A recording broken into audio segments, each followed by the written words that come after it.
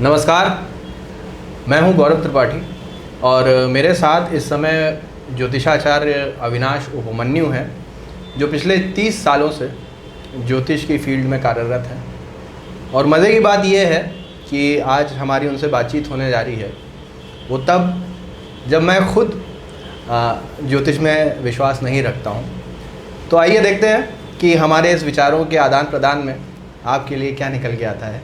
तो अविनाश जी, स्वागत है इस पॉडकास्ट में।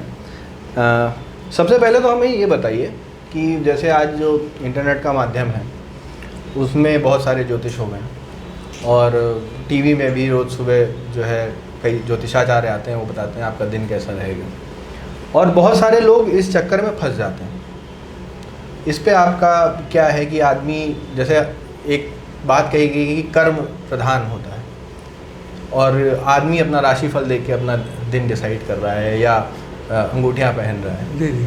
तो इस पे आपका क्या विचार है? गौरव जी, इस पर हम ये कहना चाहेंगे कि ज्योतिषाचार्य जो भी बोलते हैं वो 12 राशियों में बोलते हैं। तो जैसे हर आदमी, किसी की मेष राशि है, किसी की वृश्चिक राशि है, तो जरूरी नहीं कि एक राशि का फल सबका एक ही होगा, ऐसा नहीं होता। उसके अपने ग्रह, अपना कर्म और अपना खान पान और अपना रहन सहन, वो सब डिपेंड करता है 4 राशियों पे। ये नहीं कि सब कुछ राशियाँ ही, सब कुछ ग्रह ही हैं, ये सवाल नहीं होता, ये जवाब नहीं है इसका।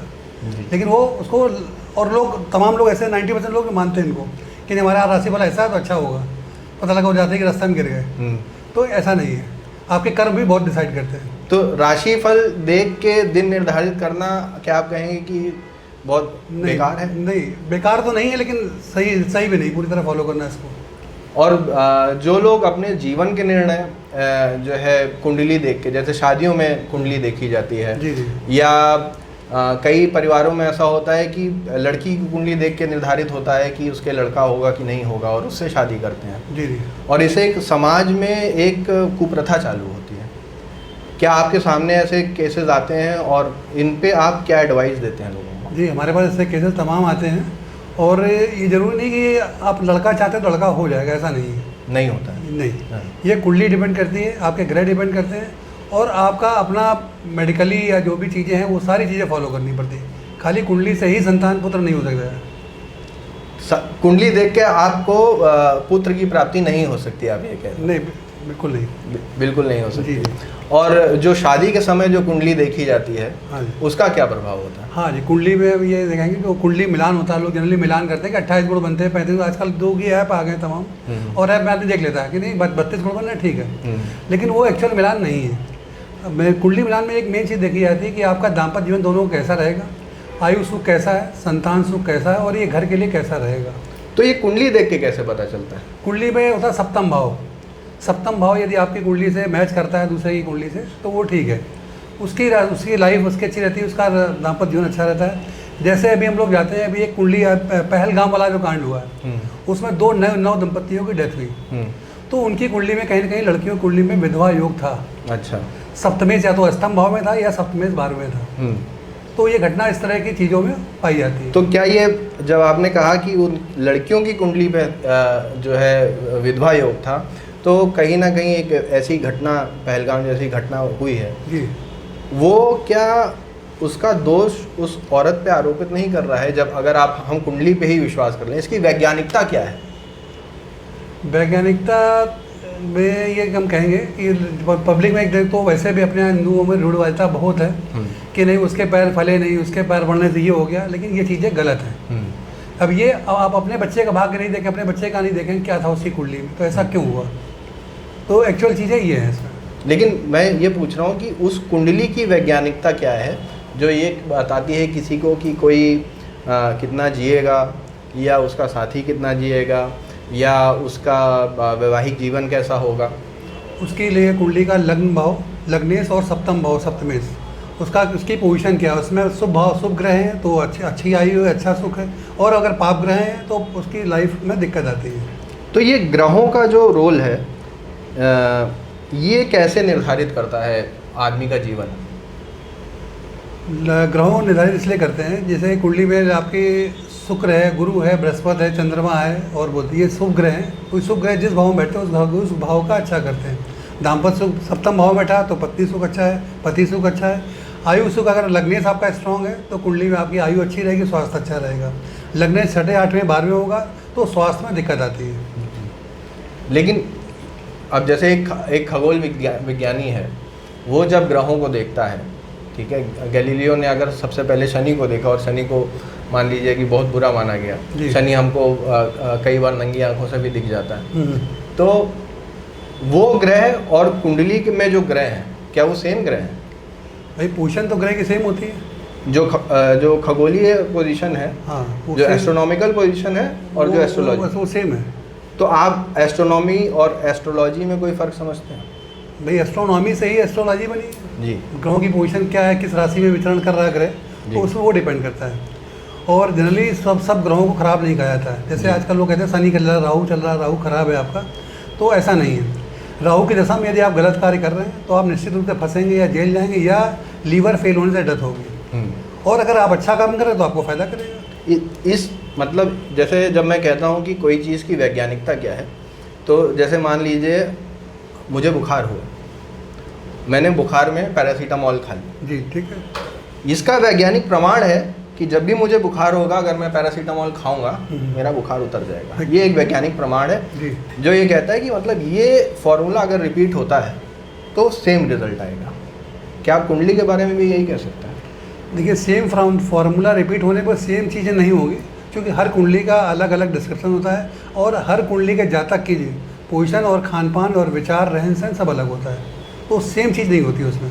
तो ये तो फिर वैज्ञानिक तौर पे प्रमाणित नहीं कर सकते आप कि अगर एक व्यक्ति की कुंडली देख के आप कुछ और बता रहे हैं, अगर उसी समय पे किसी दूसरे देश में वो व्यक्ति पैदा हुआ है तो उसका भाग्य बिल्कुल अलग होगा। बिल्कुल अलग होगा। और जो लोग नहीं मानते हैं उनका क्या? नहीं मानते उसकी बात तो अलग है जी, ये मानते ही नहीं है, और जो नहीं मानते हैं उनके लिए कुछ कहना भी बेकार है नहीं हमारे हिसाब से। लेकिन जो नहीं मानते हैं ऐसे भी लोग हैं, मतलब आप समझ लीजिए इस समय जो यूएस का राष्ट्रपति होगा, बिल्कुल बिल्कुल, वो कभी आपके पास कुंडली दिखाने नहीं आएगा। हाँ नहीं ठीक, लेकिन वो दुनिया का सबसे ताकतवर इंसान बिल्कुल है ना। तो अब बिना कुंडली देखे भी वो दुनिया का सबसे ताकतवर इंसान बन गया, वो कैसे? अब देखिए उसके प्रारब्ध में उसकी कुंडली में कहीं ना कहीं योग होगा, एस्ट्रोलॉजिकल आधार बता रहे हैं आपको जी। अब वैज्ञानिक आदमी वही जो चाहता है वो कर रहा है अपना जी, और सफल भी हो रहा है, ऐसा नहीं है। अब लेकिन वही है कुछ लोग जैसा बता रहे हैं कि आपके भाग्य में क्या लिखा है और आप कर क्या रहे हैं। अगर आपके भाग्य में लिखा है कि हमें सीए बनना है, भाग्य में लिखा है हमें आईएएस बनना है, तो आप बनेंगे, चाहे किसी को ज्योतिषी के पास जाएं या ना जाएं।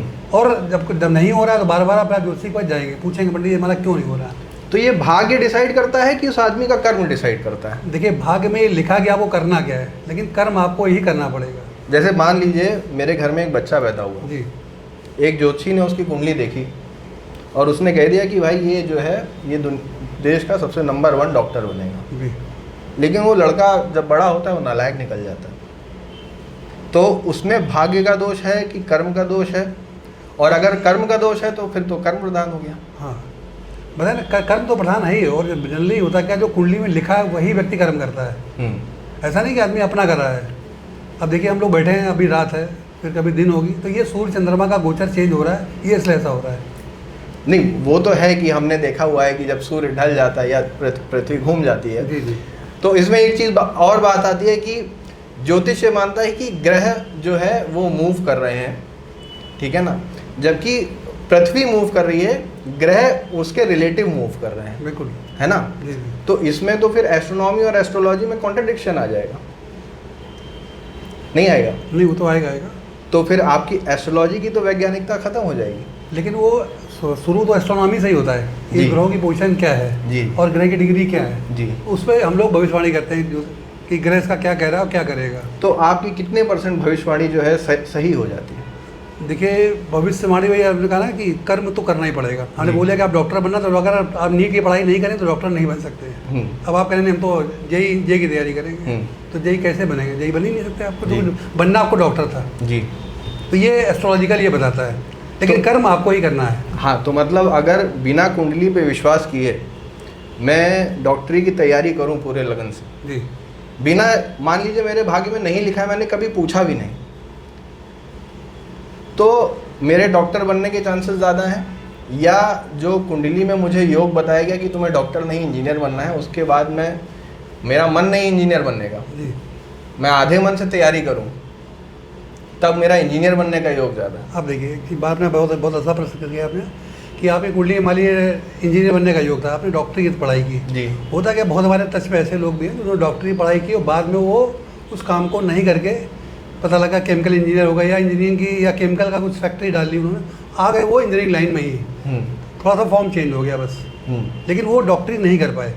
डिग्री होने के बाद भी कानपुर में ऐसे कई तमाम हमारे पास है जिनकी पढ़ाई में था वो डॉक्टरी करे और आज भी वो दूसरा काम कर रहे हैं, क्योंकि उनको कुंडली में वही काम करने का योग था। नहीं, तो वही मैं कह रहा हूँ कि जब आपके पास ऐसे लोग आते हैं और आप उनको बताते हैं, मान लीजिए कि कोई बिजनेसमैन है या कोई बिजनेस स्टार्ट करने आ रहा है, ठीक है, और उसने आपसे पूछा कि आप जनरली आप क्या बताते हैं जब कोई आता है कि मैं ये बिजनेस स्टार्ट करने जा रहा हूँ, और वो क्या सवाल पूछता है और आप ये पूछा क्या क्या जैसे क्या व्यापार क्या करता है उसी की हम कुंडली देखते हैं कि उसकी लग्न क्या है, उसकी राशि क्या है, और राशि अगर मान लो कर्क राशि है तो उसको खाने पीने से या कपड़े संबंधित काम करना है, और उसकी राशि कन्या या मिथुन है तो व्यक्ति को मीडिया लाइन, एजुकेशन लाइन या फाइनेंस या मैनेजमेंट लाइन में काम करना है जी। इसी तरह अगर मकर या कुंभ राशि है तो व्यक्ति को इंजीनियर या साइंटिस्ट बनना होगा। जो आप जब उसको ये बताते हैं कि तुम ये काम करो, तो आपके हिसाब से आपके एक्सपीरियंस से कितने प्रतिशत लोग हैं? हमारे एक्सपीरियंस में 90% लोग हैं जो हमारी 90% जो लोगों ने हमारी बात को माना वो सफल हुए, जो सफल हुए हैं, जो आपकी बात को मान के माने। और वो जब आपके पास आए थे, क्या ऐसा था कि वो आए बनने कुछ और थे, आपने बताया कुछ और फिर आपकी लाइन पकड़ी और वो सफल हुए? तो आप ये दावा कर रहे हैं? जी बिल्कुल है, बिल्कुल कि आपकी लाइन पकड़ के अगर कोई व्यक्ति आप जो बताएंगे वो सफल हो सकता है 100%। और ये इसका आपके पास वैज्ञानिक प्रमाण है? वैज्ञानिक प्रमाण नहीं, ज्योतिषी प्रमाण तो कह सकते हैं इसको जी, क्योंकि हमारा एक्सपीरियंस उसी लाइन में है। तो अभी आपने ज्योतिष और विज्ञान को अलग अलग कर दिया ये कह के कि वैज्ञानिक प्रमाण नहीं लेकिन ज्योतिष प्रमाण है। हाँ, क्योंकि हमारी एक्सपर्टाइज तो ज्योतिष में ही है। हाँ। हम उसको ही बेस मानेंगे और उसके लिए ही बात करेंगे। तो ज्योतिष विज्ञान नहीं है। लेकिन वही ना कि आपको अब आपकी कुंडली में लिखा कि आपको डॉक्टर बनना, डॉक्टर के लिए आपको पढ़ाई करनी पड़ेगी, प्रयास करने पड़ेंगे, आपको प्रयास करने पड़ेंगे, कर्म आपको यही करना पड़ेगा। तो कुंडली कहे ना कहे, कुंडली केवल गाइडलाइन बताती है आपको कि करना क्या आपको। कुंडली अगर मान लीजिए कुंडली कहे ना कहे, ठीक है, मुझे नहीं पता, जैसे मैंने पहले भी कहा कि मुझे नहीं पता कुंडली कहे या ना कहे, मैं अपना कर्म कर रहा हूँ, और एक व्यक्ति है जो केवल कुंडली के इशारे पे चल रहा है, तो दोनों में बेहतर कौन है? दोनों में बेहतर हमारे हिसाब से तो जो कुंडली को मानते हैं वो ज़्यादा सही है। वो तो हवा में तीर चला रहे हैं कि अगर हो गया तो हो गया, नहीं हुआ तो नहीं हुआ। तो फिर वही बात आ गई कि दुनिया में कितने लोग कुंडली मानते हैं।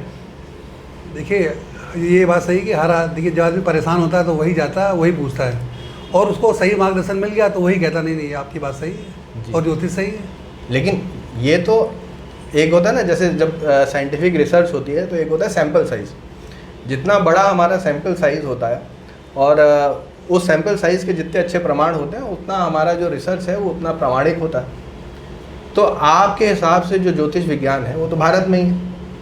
जी बिल्कुल। पूरी पूरी दुनिया की पॉपुलेशन मान लीजिए 8 बिलियन है ना, तो भारत की पॉपुलेशन 1.5 बिलियन है।